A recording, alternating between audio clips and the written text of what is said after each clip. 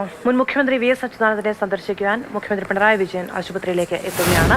ആരോഗ്യനില വഷളായതിനെ തുടർന്ന് വി.എസ്. ഇപ്പോൾ ചികിത്സയിൽ തുടരുകയാണ്. തിരുവനന്തപുരത്തെ ആശുപത്രിയിൽ അവിടേക്ക് മുഖ്യമന്ത്രി എത്തുകയാണ്. കഴിഞ്ഞ ദിവസമാണ് ഹൃദയാഘാതത്തെ തുടർന്ന് അദ്ദേഹത്തെ ആശുപത്രിയിൽ പ്രവേശിപ്പിച്ചത്. നില മെച്ചപ്പെടുന്നു എന്നായിരുന്നു ഏറ്റവും ഒടുവിലായി ഡോക്ടർമാർ അറിയിച്ചത്.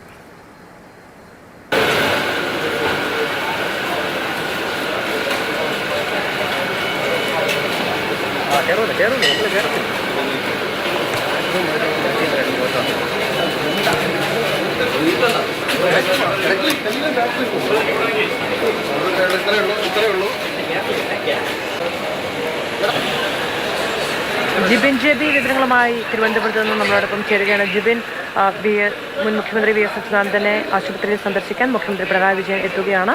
വി.എസിന്റെ ആരോഗ്യനില സംബന്ധിച്ച് ആശുപത്രി അധികൃതർ അദ്ദേഹത്തോട് വിശദീകരിക്കുമോ? മറ്റ് വിവരങ്ങൾ എന്താണ്?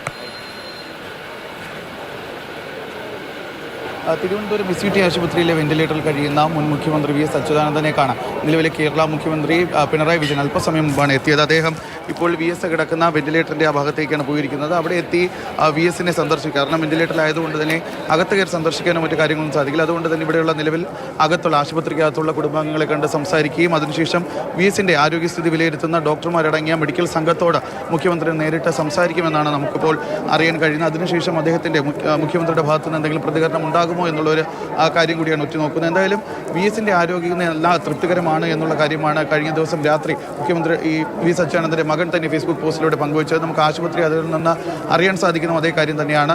കഴിഞ്ഞ ദിവസം രാവിലെ 10 മണിയോട് കൂടിയാണ് വി.എസിനെ ശ്വാസതടസ്സത്തെ തുടർന്ന് ആശുപത്രിയിൽ പ്രവേശിപ്പിച്ചത്. പിന്നീട് അദ്ദേഹത്തിന് 2 തവണ ഹൃദയാഘാതം ഉണ്ടാകുന്ന ഒരു അവസ്ഥയും കൂടിയുണ്ട്. ഇതിനെ തുടർന്നാണ് അദ്ദേഹത്തിലെ വെന്റിലേറ്ററിൽ പ്രവേശിപ്പിച്ചത്. ഇന്നലെ ഉച്ചയ്ക്ക് 10